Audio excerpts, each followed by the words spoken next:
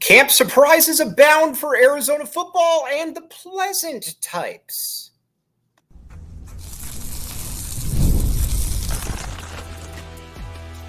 You are Locked On Wildcats, your daily podcast on the Arizona Wildcats. Part of the Locked On Podcast Network, your team every day. Thanks for keeping it locked on Wildcats and making this your first listen of the day. I am your host, Mike Luke. This show is brought to you by Gametime. Check it out. Download the Gametime app. Use code LOCKEDONCollege for $20 off your first purchase. Terms do apply. All right, now in camp, listen, we got to preface all of this by saying we've seen a lot of we've heard a lot of reports about awesome players coming out of camp. This happens all the time. I still think back to Anthony Johnson, I think under Mike Stoops or whoever it was, that you would hear every camp he was going to break out, and then it absolutely never happened. But this feels a little bit different with a few of the players that we are going to talk about. The first one that we are going to talk about, though, is Jeremiah Patterson. Jeremiah Patterson is a lightly regarded kid out of San Mateo Junior College. Now, you might say, Mike, what was his ranking coming out? He was a 2-star, and a big part of the concern with, I think, so many people is, why wasn't he more highly rated? Why didn't he have? Well, a lot of times when stuff like this occurs, there is a simple reason. Junior college kids are generally hard to rank for a variety of reasons, and a lot of times coaches and, they kind of take their cues, because junior college is not what it used to be, and that you are always able to find a bunch of different guys. Again, you can find some guys, but junior college rankings, though, are fairly difficult to go by. Now, with Jeremiah Patterson, though, he has been an absolute monster in camp so far. Not only has he been a monster in camp, he's been the player that you look and you're like, all right, I know Jacob Cowing isn't here, but guess what? I don't know that this kid's that far off. Now, again, I don't want to sit here and say that he's going to be Jacob Cowing, because Jacob Cowing was awesome. And Jacob Cowing is in the NFL, and I would imagine Jacob Cowing will be in the NFL for quite a while. Jacob Cowing is somebody that you win a lot of basketball or a lot of football games with. Jeremiah Patterson, though, kind of has that same feel to him, in that he is very, very quick. The suddenness that he projects is very, very impressive. And his ability to get into the open, field and make guys miss or get behind them has also been pretty much top notch. I do think that, when you look at this receiver room, you got a lot of really big players. You've got a lot of AJ Jones, a lot of Tetaroa McMillans, a lot of, a Montana Lamonius Craig, if you will, a bunch of players that really do, are big. But Jeremiah Patterson looks the part for different reasons, and I think the first one is just how quick he is. He has been absolutely a lightning bug in camp, and he's somebody that I think this Arizona football staff feels very, very comfortable with. Now, is he going to start? I do not know. But I think the first thing that you have to look at is say that he's got all the potential in the world to catch 600-700 yards this year and 5 or 6 touchdowns and return kicks. That's the other thing. He has looked very good in pretty much all aspects. And I think that's something as a football fan, you got to feel pretty good about, is that they put him in a lot of different positions, and he's succeeded at pretty much every one of them. Now, will this be able to translate to the field? That remains to be seen. But I do think that he is a player that is going to I do think that he is the player who is going to continue to turn heads. And while he continues to turn heads, I think that he's going to force his way onto the field. Listen, with Montana Lamonius Craig, that has obviously been something a lot of different coaching staffs have loved Montana, from Deion Sanders, who did not want him to leave, to Jed Fish, to this current staff. They love him. And there's something to be said, because at the end of the day, these guys are a lot smarter than I am. So I'm not going to sit here and say they are wrong, but I have not seen it.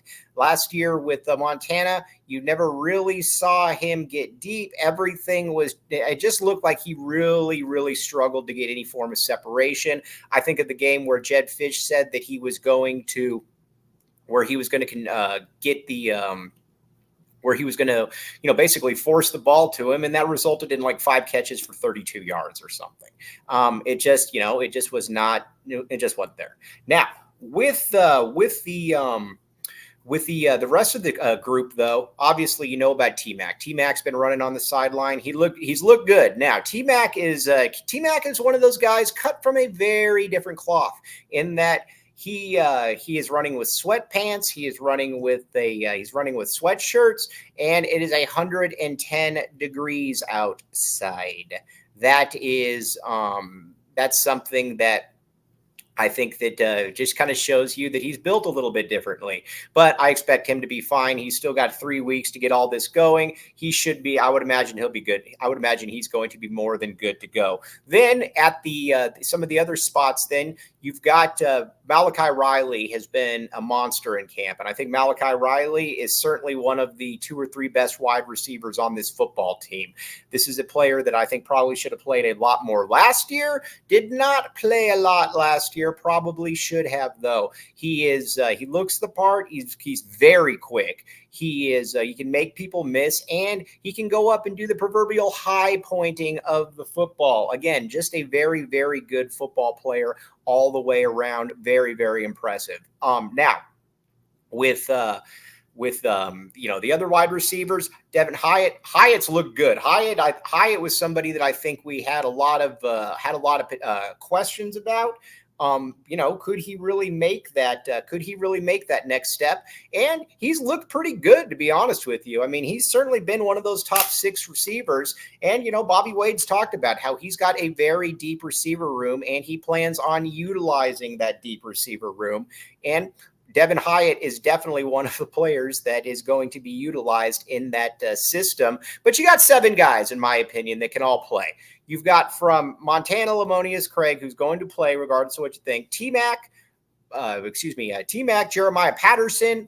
You got A.J. Jones. You got Hyatt. You got Raymello Murphy, who we're going to get to in just a second, and obviously Malachi Riley. Raymello Murphy's been interesting, though. They've moved him around. He's been on the outside a little bit. He's been on the inside a little bit. He's done a lot. And for not being a big guy, I think that that's something that might surprise a few folks. But the staff has moved him around. They obviously like him a lot. Again, when you're at ODU, I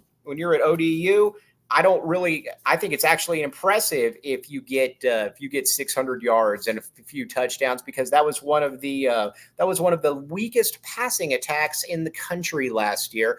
But this receiver room is more than good enough. And not only is it more than good enough, when you've got somebody like Noah Fafita is going to make sure that everybody eats. And I think that is the big thing about Noah Fafita is you got a quarterback that at the end of the day, everybody is going to eat. Noah Fafita is going to do all of that. So this wide receiver room is loaded. We're going to talk about the tight ends here in a second, but there's been a lot of interesting surprises though for this team.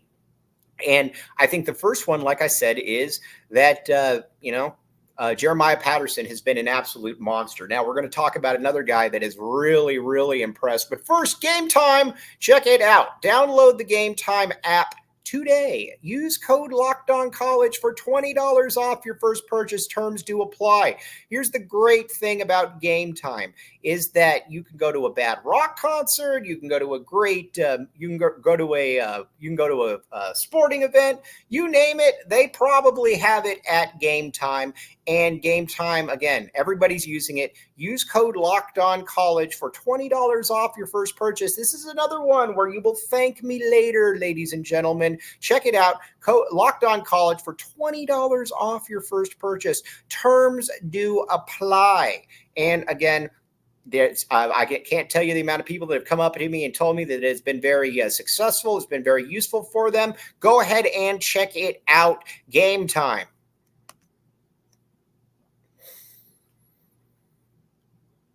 Thanks for keeping it locked on Wildcats and making this your first listen of the day. I am your host, Mike Luke. All right, now, let's talk about Owen Goss out of Colgate. All right, our good pal Justin Spears made a comparison about him that I absolutely love. Martell Irby. Now, with Martell Irby last year, there was a question at the beginning of the season, where exactly do you play him? Because he's not super fast, he's not super big, but he makes plays, and you ended up kind of getting him in that dollar package. You kind of ended up getting him down on the, getting him in places where he could make a lot of plays, and he's done exactly that.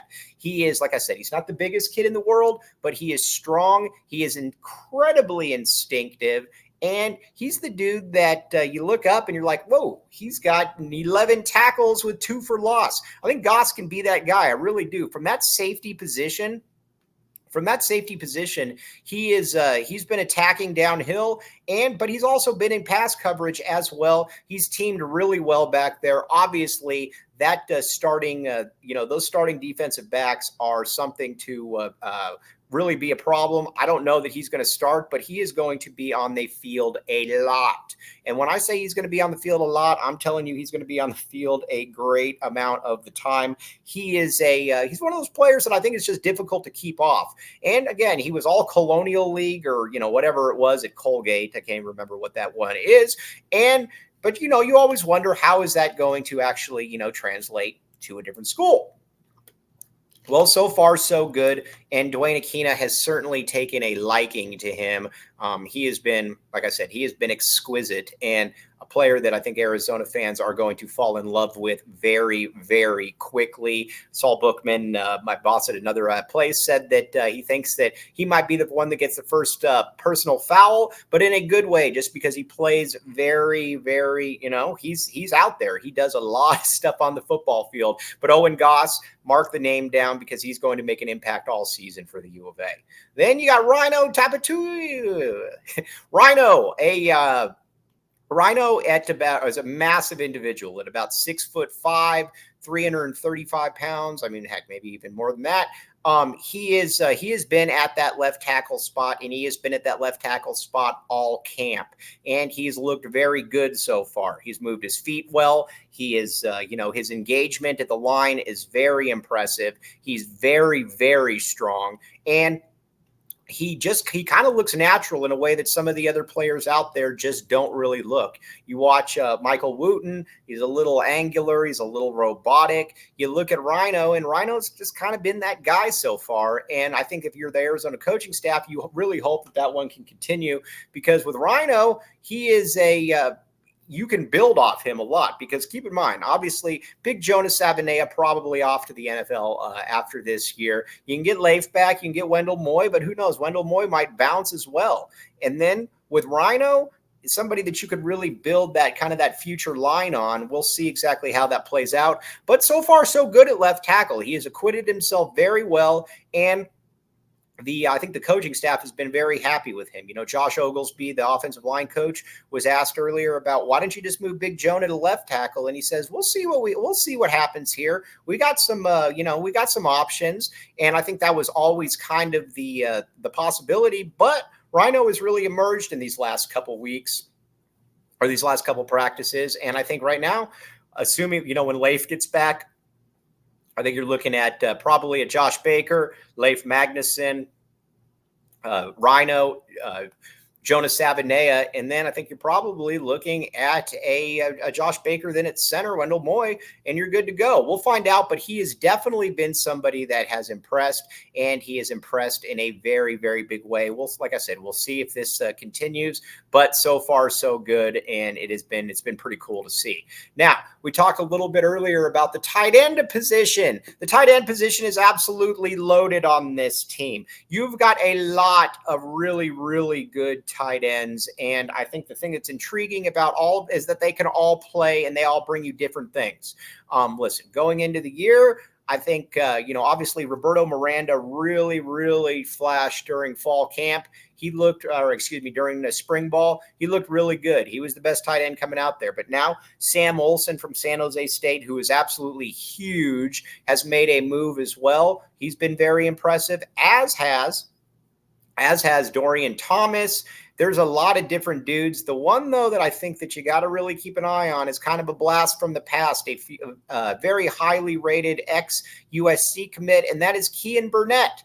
Now, you might say, well, that's Chester Burnett's kid. Yes, correct. It is Chester Burnett's kid. What's been fascinating, though, about Kean is that Kean looks like he has finally come into his own. Now, keep in mind with Kean, you got to remember there's a couple different things. First, he is he's a raw football player. When he was at Servite, they didn't have a tight end coach, so he kind of had to do his own thing and kind of figure out everything from there. So far, though, it took him a little bit of time. I still wish that Jed Fish had redshirted him one of those years because it made no sense not to. But either way, Kean Burnett, better late than never, and he has looked absolutely fantastic so far. He is big, he is physical, he has an explosion that I don't think that any other tight end on this team has. He looks like an NFL player. I'll just put it to you like that. That's the best way I can put it. He looks like an NFL player, and it's always nice to have NFL players or players that look like that. It wouldn't surprise me at all if he leads this team in receiving yards at the tight end spot, and maybe some touchdowns as well. He's been a boss throughout camp, and this doesn't look like a fluke. It looks like somebody that has put in the time, has put in the effort, and now he's ready to go. But Kean Kean's one that has really, really stuck out at that tight end spot. Very interested to see what he can do as the season gets closer, but he's going to play a lot. And the thing that's interesting about all of these tight ends, especially if you're going with the two tight end formation, is a lot of these guys are going to be able to, Kean Burnett can get deep. And then you're probably going to have some other guys that are able to block a little bit better. But there's a lot of different capabilities here because they don't all have the exact same skill set. And I think if you're Brent Brennan or if you're Dino Babers, that's something that's exciting, is that they don't all have that same skill set. They can do a bunch of different things. And I would look at it and I would say that this is going to be a unit that is going to surprise a lot of people. He's talked about Brent Brennan about how, and Alonzo Carter has talked about this, about how they want to be physical, about how they want to be able to get the ball and go downhill with it. And if you got two tight end look a lot of the time, I think that there's a lot to be intrigued by for sure. We'll see exactly how that one plays out. But when I tell you that there's 4, 5, 6 tight ends on this roster that can all play, I'm telling you that. And on top of that, you're bringing in next year, you're bringing in a guy for almost a 4-star tight end out of California as well. So the tight end is always going to be a big part of what Brent Brennan wants to do. So offensive line, feel better about. Obviously with offensive line, I just think that you wish you had more depth. But, if Rhino can emerge, that is a big, big part of this. And then I think at that defensive, at the tight end spot, that can obviously help a lot. Now, we're going to talk about who's behind Noah right now and who's exactly doing what. Thanks for keeping it locked on Wildcats and making this your first listen of the day. I am your host, Mike Luke. Okay, now everybody knows Noah Fifita, QB number 1. And Brent Brennan, I thought, put it very poignantly when he said that he thought that Noah Fifita was, he said the thing that really amazed him, or not that he was surprised, but just how great of a person he was. He said that he's just a stabilizing force. He's a good dude. And, anybody in Tucson that's watched this, has watched how all of this has unfolded, knows that Noah Fifita is a really good dude. He comes from a very, very good family, all kinds of really good stuff going on with that family. Now, obviously, and I can say this for anybody, you get people that are like, oh, what if Noah Fifita goes down? Well, I can say that for anybody. I can say that for about any school in the country. If your quarterback goes down, maybe there's there's obviously a few exceptions, but you get the point. With these backup quarterbacks, though, Braden Dorman. Now, Braden Dorman hasn't done a lot his first couple years here at the U of A, but Braden Dorman certainly has looked. He has looked much better in camp of late. If the season were to start right now, he would probably be your backup quarterback. Dorman's got a few things that are going for him. First, He's a big, strong kid, and he's got a decent arm. I think the thing that kind of holds him back is he's very mechanical. He's very rigid in that it's one progression, two progressions. There's not a lot of fluidity in his reads. There's not just a lot of fluidity in his, in his play, but he's looked much better. And I think that's something that the coaching staff and a lot of different people have picked up on, is that he has looked a lot better. He's looked a lot more comfortable. Right now, he would be your backup quarterback. A couple other ones, Adam DeMonte can move around a little bit, but I don't know that he's really the one that you're looking at. If you're like, man, we need to get him for 2 or 3 games in there. We need to be able to win some games. He just hasn't felt that way. Again, maybe he needs a little bit more time. But, a lot of times guys are at NAU for a reason. That doesn't mean that you can't be an Adam Austin third string type quarterback, but there's definitely some limitations. I think Garcia right now from San Jose State, who never threw a pass, is probably ahead of him as well. He's probably your third stringer. But right now, Braden Dorman's that dude. Braden Dorman is going to be that backup quarterback. And, Braden Dorman's an easy kid to root for. He came here. He was a 4-star kid, kind of got lost in the shuffle, was never really given a chance, obviously, with JDL here. And then, obviously, Noah Fafita, based off merit, was not going to go off the field. But Braden Dorman has done a lot of really good things so far. And like I said, I think he's an easy kid to root for. So we will continue to see how that one plays out. But so far, so good when it comes to the backup QB spot. Braden Dorman has shown that he's got some of the intangibles to be able to take that one to the next level. Okay, now next show, we are going to talk some Arizona basketball as well. We're going to talk some recruiting, because I think we're probably been remiss on that a little bit. Akina Alozie, kid that we talked about before. He is squarely is one of the players that Arizona is going after. He's incredibly athletic. He's what a 5-star point guard is supposed to look like. He jumped. Pardon the pun, he jumps off the screen at you. He's a very good passer. He's a good shooter. He looks like a one and done type point guard. So between him and Braden Burries, those are your 2 point guard prospects. You don't want, obviously you don't want to lose Jaden Bradley early, but there's always a chance that you could lose Jaden Bradley early, because I think he's going to have a very good season for the University of Arizona. I think he's going to really kind of emerge and, show some people, especially on the defensive side, that he's one of the best defensive point guards in the entire country. I think that's going to be the case. That's how big I am on what Jaden Bradley is going to be able to bring to this team. So we're going to talk about that, maybe a little bit more recruiting. What else is going on? Who are some of the other players that we can, talk about? There's no real news with Dame Sarr. When we get some news, we'll obviously let you in on that. And then we're obviously going to talk about football as well, the sights and sounds. Arizona coming in at 21. That feels a little bit too low for my liking. I think that Arizona should be ranked higher than that. I think Arizona should be about 13 or 14, somewhere in that mix, because, again, you check off a lot of boxes with this team, and I think that they are going to surprise a lot of people with everything they bring from an offensive, from a defensive perspective. So we're going to talk about that, and we're going to talk about recruiting, what exactly that all means. But as always, very, very much appreciate you all making Locked On Wildcats your first listen of the day. Again, football season is here, folks. Football season is here. Bear down, back the A, and thanks for making Locked On Wildcats your first listen of the day.